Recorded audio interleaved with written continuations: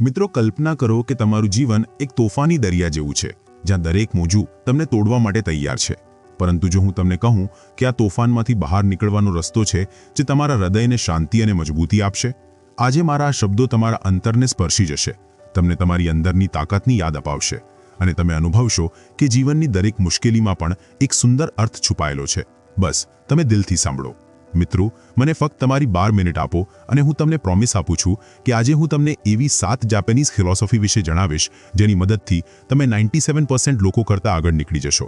અને આ માત્ર ફિલોસોફિકલ વાતો નથી, તેના પાછળ હાર્ડ હિટિંગ ફેક્ટ્સ પણ હું તમારી સાથે શેર કરીશ. ફેક્ચ્યુઅલી તમે આ વસ્તુઓ કેવી રીતે કરી શકો છો અને આ કરવા માટે આપણે જાપાનીઝ ફિલોસોફી કેમ વાપરી રહ્યા છીએ?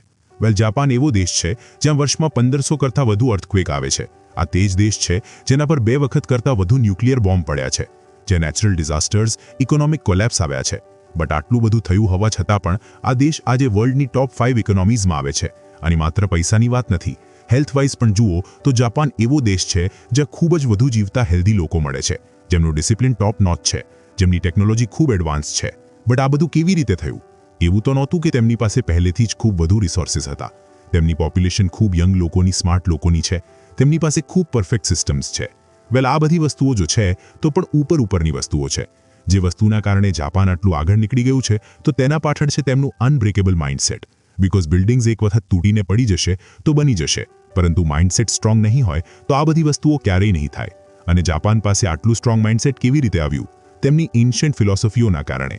જે એન્શન્ટ ફિલોસોફીને તેઓ આપણી જેમ ભૂલ્યા નથી, તેઓએ અપનાવી અને આજે પણ તેનો ઉપયોગ કરી રહ્યા છે.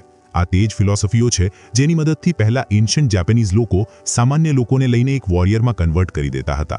એક સામાન્ય માનવી જેમને આ ફિલોસોફી શીખવીને તેમને એવા યોદ્ધા બનાવી દેવામાં આવતા હતા જે જીવ લઈ પણ શકે અને આપી પણ શકે. આ પ્રિન્સિપલ્સ જે હું તમારી સાથે શેર કરવાનો છું તે માત્ર પ્રિન્સિપલ્સ નથી. આ એકચ્યુઅલમાં તમે કહી શકો કે એક સિસ્ટમ છે જીવન જીવવાનું, જેમાં તમે કમ્ફર્ટ છોડીને ડિસિપ્લિન તરફ જશો, કન્ફ્યુઝનથી ક્લેરિટી તરફ જશો અને ફેલિયરથી ફ્રીડમ તરફ જશો. આ 7 ફિલોસોફીઓ જો તમે સારી રીતે સમજી ગયા અને તેને થોડી પણ અપ્લાય કરી લીધી તો પાક્કું તમે વિશ્વના મેક્સિમમ લોકો કરતાં આગળ નીકળી જશો. અને આ ફિલોસોફીઓ જણાવવા માટે હું તમારી સાથે કેટલીક ઇન્ટરેસ્ટિંગ સ્ટોરીઝ શેર કરીશ. પ્લસ હું એક હેબિટ પણ તમારી સાથે શેર કરીશ જે તમે આજથી શરૂ કરી શકો છો, જેથી તમારું લોજિકલ, ઇમોશનલ બ્રેઇન બંને હેપી રહેશે. અત્યારે સૌથી પહેલા શરૂ કરીએ સૌથી પહેલી જાપાનીઝ ફિલોસોફી સાથે, જેના વિના બાકીની 6 અધૂરી છે. પણ એ પહેલા મિત્રો, પુસ્તક પરિચય ચેનલ પર તમારા બધાનું હૃદયથી સ્વાગત છે. આજની આ વિડીયોની શરૂઆત કરતા પહેલા એક નાનકડી વિનંતી છે. જો તમને આ વિડીયો ગમે તો કૃપા કરીને પુસ્તક પરિચય યુટ્યુબ ચેનલને સબસ્ક્રાઇબ કરો, કારણ કે જેટલા વધુ તમે સબસ્ક્રાઇબ કરશો એટલા જ વધુ સારા અને મૂલ્યવાન વિડીયો અમે તમારા માટે લાવી શકીશું.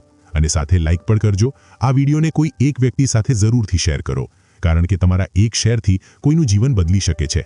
કમેન્ટ્સમાં મને ચોક્કસથી જણાવો કે આ વિડીયોમાં તમને શું સારું લાગ્યું. ચાલો શરૂ કરીએ પહેલી ફિલોસોફી.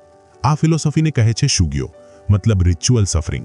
તમે કેટલીકવાર એવા મોંગ્સ જોયા હશે જે લોકો ફિઝિકલી ખૂબ વધુ ચેલેન્જિંગ વસ્તુઓ કરતા રહે છે, જેમ કે પોતાની ગરદનથી હેવી વેઇટ્સને ખેંચવું, થાઉઝન્ડ્સ ઓફ ટાઈમ્સ કોઈ વૃક્ષમાં પંચ મારવું જેથી તેમના આયર્ન ફિસ્ટ બને, એવી ફ્લેક્સિબિલિટી અચીવ કરવી જેથી તેઓ પોતાના શરીરને કાગળ જેવું વાળી શકે.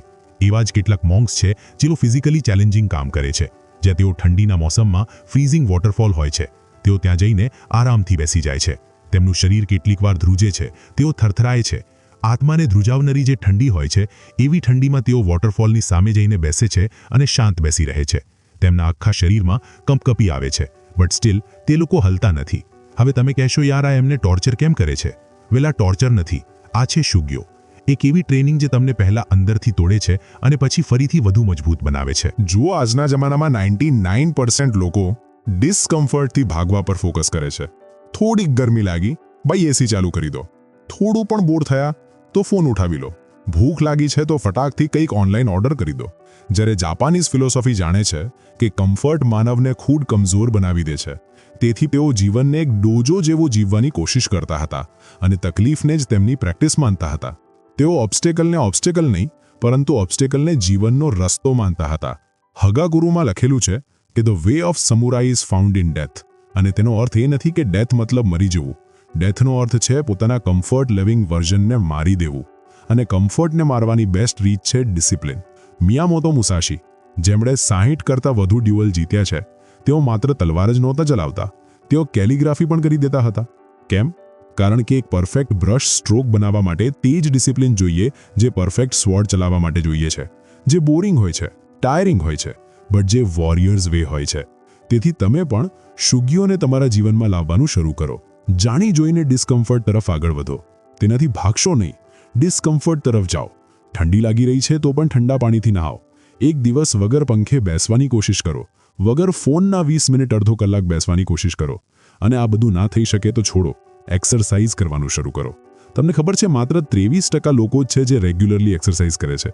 તો જો તમે માત્ર આ એક આદત, જે આજના મોડર્ન ટાઈપની શુગીઓ જ છે, પોતાને જીમમાં જઈને તોડવું, તો તેનાથી તમે 77% લોકો કરતાં આગળ નીકળી જશો. આ વસ્તુ તમારે ડિસિપ્લિન સાથે કરવાની છે. અને એક વાતને યાદ રાખો, discipline without direction is just suffering. But હા, તમારે બસ વગર મીનિંગનું સફરિંગ નથી કરવાનું. તેના પાછળ એક મીનિંગ હોવો જોઈએ. અને તે મીનિંગ મળે છે પ્રિન્સિપલ નંબર 2 થી, જેને કહે છે ઇકીગાઈ. યોર પર્પઝ, યોર પુલ. શુગીઓ આગ જેવું છે, તો ઇકીગાઈ કંપાસ જેવું છે, જે તમને ડિરેક્શન જણાવશે કે આ આગને કયા ડાયરેક્શનમાં તમારે છોડવી છે. ઇકીગાઈ તમારું રીઝન છે દરરોજ સવારે જોશ સાથે ઉઠવાનું. આ તમને પર્પઝ આપે છે, જે તમારી રૂટીનને રિચ્યુઅલ બનાવી દે છે, જે તમારા પેઇનને પ્રોગ્રેસ બનાવી દે છે. જાપાનમાં એક ડોક્ટર છે જેમનું નામ છે ડોક્ટર શિગાકી હિનોહારા, જે વર્લ્ડના લોંગેસ્ટ સર્વિંગ ફિઝિશિયન છે. તેઓએ કેટલીક બુક્સ લખી છે, કેટલાય પેશન્ટ્સને ટ્રીટ કર્યા છે, લેક્ચર્સ આપ્યા છે, અને તેઓએ ક્યારેય કામ કરવું બંધ કર્યું નથી. 100 વર્ષના થયા પછી પણ કેટલીકવાર લોકો તેમને કહેતા હતા કે તમારી આટલી ઉંમર થઈ ગઈ છે, હવે કામ કરવાની શું જરૂર છે? તો તેના પર તેઓ સ્માઇલ કરીને કહેતા હતા કે હજુ મારી પાસે વિશ્વને આપવા માટે કંઈક છે. અને દરરોજ સવારે તે જ એક્સાઇટમેન્ટ સાથે ઉઠતા હતા, લોકોની મદદ કરવા, કારણ કે તે તેમનું ઇકીગાઈ હતું. ઇનફેક્ટ તમને ખબર છે, સાયન્સ પણ આ વસ્તુ કહે છે કે જાપાનમાં one of the highest life એક્સપેક્ટન્સીવાળા લોકો રહે છે, સ્પેશિયલી તે જગ્યાઓ પર જ્યાં લોકો ઇકીગાઈને ફોલો કરે છે. તેથી તમે પણ કોઈ એક વસ્તુ પકડો અને તેને પૂરા હર્ટથી કરવાની કોશિશ કરો. તમારું એક ઇકીગાઈ શોધવાની કોશિશ કરો, કારણ કે 92% લોકો ગોલ્સ તો બનાવે છે, બટ તેના પર ટકતા નથી, તેને છોડી દે છે. સ્પેશિયલી આજના ટાઈમમાં, જ્યાં દરેક તમને પોતાની તરફ ખેંચવાની કોશિશ કરી રહ્યા છે, તમારું ફોકસ તમારી પાસેથી છીનવી લેવાની કોશિશ કરી રહ્યા છે. અને આ જ કારણે કેટલીકવાર ઇકીગાઈ પણ ફ્રસ્ટ્રેશનમાં બદલાઈ શકે છે. તેથી નેક્સ્ટ પ્રિન્સિપલને જરૂર સમજવું, જેથી ઇકીગાઈ ફ્રસ્ટ્રેશનમાં ના બદલાય. થર્ડ પ્રિન્સિપલ શું છે? Kodawari, the purest of excellence with focus. જો ઇકીગાઈ તમને તમારું વાય આપશે, તો કોડાવારી તમને હાઉ આપશે. જાપાનમાં એક કલ્ચર છે કે તેઓ નાની નાની વસ્તુઓ પણ કરે છે, ના તો ખૂબ હૃદયથી અને સારી રીતે કરે છે. તમે કેટલીકવાર યુટ્યુબ પર વિડીયો જોયા હશે, જ્યાં જો જાપાનીઝ લોકો ચપ્પલ પણ ઉતારી રહ્યા હોય તો એકદમ લાઇનથી સારી રીતે ઉતારશે. એક વિડીયોમાં મેં જોયું હતું કે કેવી રીતે લોકો બિંદી જેવું હોય છે તે ચિપકાવી રહ્યા હતા. તો દરેક કન્ટ્રીવાળા જ્યાં મન કરે ત્યાં ચિપકાવી રહ્યા હતા, પરંતુ જાપાનીઝવાળા એકદમ પ્રોપર લાઇનથી તે વસ્તુને ચિપકાવી રહ્યા હતા. તે બેઝિકલી તમે કહી શકો કે એક ફોર્મ ઓફ કોડાવારી છે. Relentless pursuit of excellence even in the smallest details. અને તેનું એક ખૂબ સારું એક્ઝામ્પલ છે જીરો ધ સુશી માસ્ટર. તમને ખબર છે, જાપાનમાં એક શેફ છે જેમનું નામ છે જીરો ઓનો, જે 90 વર્ષ કરતાં વધુના છે, અને તેઓ દરરોજ એક જ કામ એક્સેલન્સ સાથે કરે છે. કયું કામ? દરરોજ સુશી બનાવવું. તેઓ બરાબરથી રાઈસ લેશે, તેનું પરફેક્ટ ટેમ્પરેચર બનાવશે, માછલીને એકદમ પરફેક્ટ રીતે કટ કરશે, પ્લેટને સારી રીતે અલાઇન કરશે, બધું એક્ઝેક્ટ સેમ. અને આ વસ્તુ તેઓ હંમેશા કરે છે, ભલે કોઈ જુએ કે ના જુએ. અને આ જ કારણ છે જેના કારણે તેમને 1 નહીં, 2 નહીં, 3 મિશલિન સ્ટાર્સ મળી ચૂક્યા છે. ઇવન બરાક ઓબામાએ જ્યારે તેમની સુશી ખાધી તો તેમને તારીફ કરી કે આ વન ઓફ ધ બેસ્ટ સુશી છે જે મેં ખાધી છે. આ પણ એક ટાઈપનું કોડાવારી છે. હવે આ પ્રિન્સિપલ તમે કેવી રીતે યુઝ કરી શકો છો? જુઓ, આજે વિશ્વમાં 14% લોકો જ છે જે ઇફેક્ટિવલી નવી વસ્તુઓને યુઝ કરી રહ્યા છે. એઆઈનો યુઝ કરી રહ્યા છે કે અલગ અલગ ટૂલ્સનો યુઝ કરી રહ્યા છે પોતાને માસ્ટર બનાવવા માટે કોઈ વસ્તુમાં. જો તમે 86% લોકો કરતાં આગળ નીકળવા માંગો છો તો એવા ન્યૂ એજ ટૂલ્સનો યુઝ કરો. બધામાં ના કરી શકો તો એટલીસ્ટ કેટલીક વસ્તુઓમાં. સ્મોલ ડિટેલ્સ પર પણ ફોકસ કરો. એક્સેલન્સના પાછળ દોડો. વસ્તુઓને હૃદયથી કરવાની કોશિશ કરો. 100% આપવાની કોશિશ કરો. બટ હા, આ કરતાં એક વાત જરૂર યાદ રાખજો, કેટલીક વાર તમે તમારું 100% આપશો, ખૂબ સારી રીતે વસ્તુઓ કરશો, તો પણ વસ્તુઓ જેમ તમે ઈચ્છો તેમ ના થાય. અને અહીં જ મેક્સિમમ લોકો તૂટી જાય છે, બિકોઝ તેઓ તે વસ્તુઓને કંટ્રોલ કરવાની કોશિશ કરે છે જે તેમના હાથમાં જ નથી. અને અહીં જ આવે છે નેક્સ્ટ પ્રિન્સિપલ, જે છે શિકાતાગા નાઈ. ક્યારે તમારી સાથે એવું થયું છે કે તમે તમારું પૂરું 110% આપ્યું, ખૂબ મહેનત કરી બટ સ્ટીલ રિઝલ્ટ સારું ના આવ્યું, અથવા કંઈક એવું થયું જે તમારા કંટ્રોલમાં નહોતું અને તમે ખૂબ ફ્રસ્ટ્રેટ થઈ ગયા. વેલ, જેપેનીઝ લોકો આ મોમેન્ટમાં કહે છે શિકાતાગા નાઈ. આ રિયલ સ્ટોરી છે. 2011માં જ્યારે સુનામી આવી હતી જાપાનમાં, ત્યારે આખું ટાઉન તબાહ થઈ ગયું હતું. લોકોના ઘર, ફેમિલી, સામાન અહીં તહીં થઈ ગયું હતું. પરંતુ તો પણ કેમેરાએ કેપ્ચર કર્યું કે જે જાપાનીઝ લોકો ફ્રસ્ટ્રેટ થઈને લડવાના બદલે, કંઈ પણ કરવાના બદલે આરામથી પોતાની વસ્તુઓને સાફ કરી રહ્યા હતા. બધી વસ્તુને પાછી સરખી કરી રહ્યા હતા. કોઈ આઉટરેજ નહીં, કોઈ બ્રેકડાઉન નહીં, માત્ર એક સેન્ટેન્સ સંભળાઈ રહ્યું હતું, શિકાતાગા નાઈ. તેનો અર્થ સરેન્ડર કરવું નથી, તેનો અર્થ છે ઇમોશનલ ક્લેરિટી રાખવી. જુઓ, કેટલીક વાર આપણી સાથે પણ એવું થાય છે. કોઈની જોબ ગઈ, કોઈના સંબંધ તૂટી ગયા, ટ્રાફિક જામમાં અટકી ગયા, તો યુઝ્યુઅલી શું કરીએ છીએ? ગાળો આપીએ છીએ, લડીએ છીએ અને ખૂબ કંઈક એવું કરી દઈએ છીએ જે તેમના માટે જ નુકસાનવાળું હોય. જ્યારે આ પ્રિન્સિપલ શું કહે છે કે સ્ટ્રેસ ના લો, એનર્જી બચાવો અને તેને યુઝ કરો તે વસ્તુઓ પર જેમાં તમારો કંઈક કંટ્રોલ છે, તો તમે તમારા મગજને 10 ટાઈમ્સ વધુ લાઇટર બનાવી લેશો અને વિશ્વમાં મેક્સિમમ લોકો કરતાં આગળ નીકળી જશો. એક હેબિટ કઈ છે જે તમે તમારા જીવનમાં લાવી શકો છો? અગેન, ફાલતુની ન્યૂઝ અને તે બધી વસ્તુઓને જોવાનું બંધ કરો જેમાં તમારો કંઈક કંટ્રોલ જ નથી. ફોકસ કરો પોતાના પર, પોતાને ઇમ્પ્રૂવ કરો. એક્સેપ્ટ કરો જે વસ્તુઓને તમે કંટ્રોલ ના કરી શકો તેને. પરંતુ હા, જ્યારે તમે વસ્તુઓને એવી એક્સેપ્ટ કરવાનું શીખશો, ત્યારે તમને કેટલાક ક્રેક્સ, કેટલાક ફ્લોઝ અને ઇમ્પરફેક્શન જીવનમાં દેખાવા શરૂ થઈ જશે. તે ટાઈમ પર શું કરવું? તે ટાઈમ પર તમારે જાપાનીઝની નેક્સ્ટ ફિલોસોફીને સમજવી, જેને કહે છે વાબી સાબી. તમને ખબર છે, જાપાનમાં એક કલ્ચર છે, કિન્સુગી જેને કહે છે. તેમનું એક રિચ્યુઅલ હોય છે, જ્યાં જો કોઈ બોલ તૂટી જાય તો તેઓ તેને જોડે છે. તેઓ તેને જોડે છે ગોલ્ડનો યુઝ કરીને અથવા સિલ્વરનો યુઝ કરીને. અને તેઓ એવું કેમ કરે છે? બિકોઝ તેઓ ક્રેક્સને છુપાવવાના બદલે તેને વધુ હાઇલાઇટ કરવા માંગે છે. તેનાથી તેઓ આ મેસેજ આપવા માંગે છે કે તૂટેલી વસ્તુ પણ ખૂબ કિંમતી હોય છે. દર વખતે પરફેક્ટ દેખાવું જરૂરી નથી. ઇમ્પરફેક્ટ વસ્તુઓ જ કેટલીકવાર રિયલ હોય છે. અને આ ખૂબ જ બ્યુટીફુલ ફિલોસોફી છે જો તમે વિચારો તો. કેટલીકવાર તમે તમારા ઇમ્પરફેક્શનને ખૂબ છુપાવવાની કોશિશ કરો છો. કોઈ વિડીયો બનાવો છે તો એકદમ પરફેક્ટ રીતે બનાવો છે. કોઈ પણ કામ કરવું છે તો ખૂબ પરફેક્ટ રીતે કરવું છે. અને પરફેક્ટ કરવાના ચક્કરમાં કેટલીકવાર આપણે વસ્તુઓ શરૂ જ ના કરી શકીએ. યાદ રાખો, થોડું ઘણું ઇમ્પરફેક્શન જો તમારા જીવનમાં રહેશે તો તે ખરાબ નથી, બટ હા, તમારે એક્સેલન્સના પાછળ દોડવું છે, પરંતુ પરફેક્ટલી વસ્તુઓ કરવાના ચક્કરમાં અટકવું પણ નથી. અને આ જ એક સ્વીટ બેલેન્સ છે. જે દિવસે તમે સમજી ગયાના, તે દિવસે તમને ખૂબ મજા આવશે જીવન જીવવાની. રિસર્ચ કહે છે કે 80 to 90% બિગિનર્સ ક્વિટ કરી દે છે, કારણ કે તેમને લાગે છે કે તેઓ આ કામ કરવા માટે રેડી જ નથી અને આ ચક્કરમાં તેઓ એક્શન જ ના લે.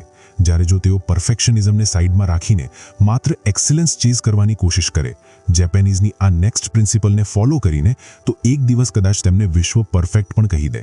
શું છે તે પ્રિન્સિપલ? આ પ્રિન્સિપલ છે કાઇઝેન. કાઇઝેનનો અર્થ છે ડેલી ઇમ્પ્રુવમેન્ટ. કોઈ વસ્તુ શરૂ કરો અને તેમાં ડેલી ઇમ્પ્રુવમેન્ટ લાવતા જાઓ. તમને મોટા ઇમ્પ્રુવમેન્ટ્સ ના જોઈએ, તમને નાના નાના ઇમ્પ્રુવમેન્ટ્સ જોઈએ જે તમને કેટલીક વાર ખૂબ સિગ્નિફિકન્ટ રિઝલ્ટ્સ આપે છે. જેમ કે ફોર એક્ઝામ્પલ, તમને ખબર છે 1950sની વાત હતી. ટોયોટા એસેમ્બલી લાઇનનો એક વર્કર હતો જેણે નોટિસ કર્યું કે જે કારનો ડોર લગાવવામાં તેને 4 સેકન્ડ વધુ લાગી રહ્યા છે સારી રીતે પ્રોપરલી ફિટ કરવામાં. હવે આ ખૂબ નાની વસ્તુ હતી, પરંતુ તેણે નાની વસ્તુ પર ઇમ્પ્રુવમેન્ટ કરવા પર ફોકસ કર્યું. તેણે તે વિશે રિપોર્ટ કર્યું જેથી ડિઝાઇન ફાસ્ટર થાય.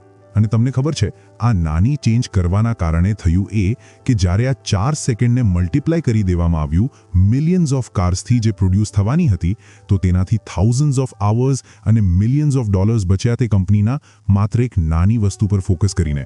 અને આજને કહે છે કાઇઝન. ડેલી નાની નાની વસ્તુઓને ઇમ્પ્રૂવ કરતા જાઓ. અને આ તમે કરી શકો છો એક ખૂબ સારી હેબિટનું યુઝ કરીને, જે છે રીડિંગ. તમને ખબર છે, 70% કરતાં વધુ લોકો કોલેજ પછી ક્યારેય બુક રીડ જ ના કરે. તેઓ પોતાના માઇન્ડસેટને ગ્રો કરવાનું બંધ કરી દે છે. જ્યારે જો તમે માત્ર બુકને થોડું પણ વાંચશો, 1-2 પેજ પણ વાંચશો, તો તેનાથી પણ તમે 1% ઇમ્પ્રુવમેન્ટ પોતાનામાં ડેલી લાવી શકો છો, જે ઓવરઓલ કમ્પાઉન્ડ કરીને ખૂબ મોટી ઇફેક્ટ બની જશે.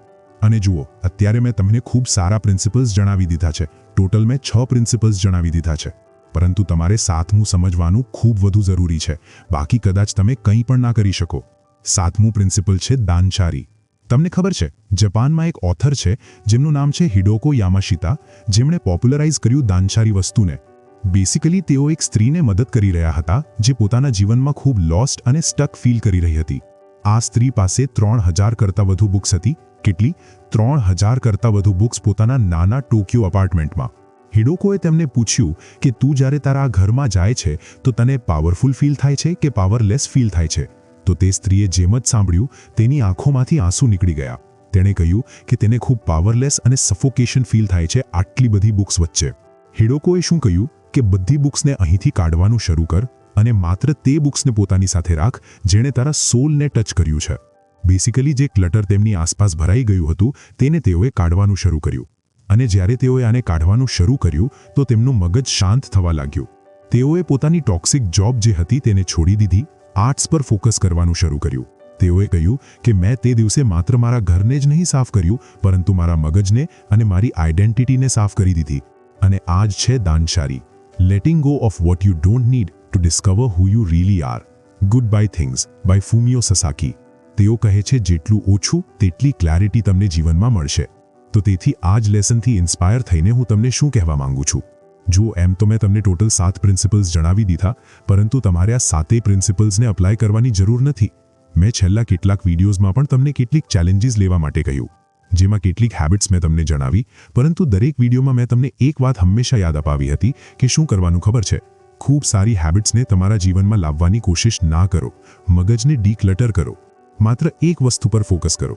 મેં આજે તમને 7 પ્રિન્સિપલ્સ જણાવ્યા, તેમાંથી કોઈ એક પ્રિન્સિપલને પકડો અને આગામી 7 દિવસ સુધી તેને અપ્લાય કરો. બસ ધેટ્સ ઇટ. તેનાથી શું થશે?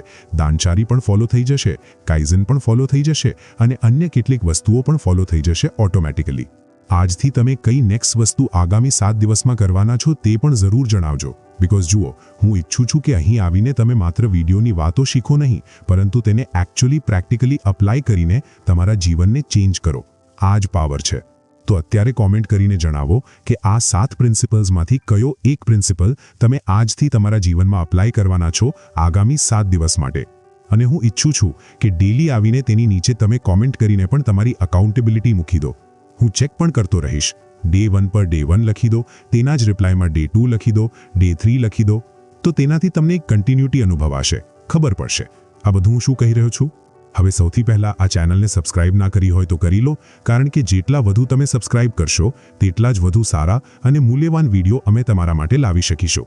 નંબર 2, કોમેન્ટ્સમાં મને જણાવો કે તમને શું સારું લાગ્યું અને શું ખરાબ લાગ્યું, જેથી અમે તે ભૂલોને પુનરાવર્તિત ન કરીએ. ટૂંક સમયમાં વધુ સારા વિડીયો સાથે પાછા આવીશું. Thank you so much.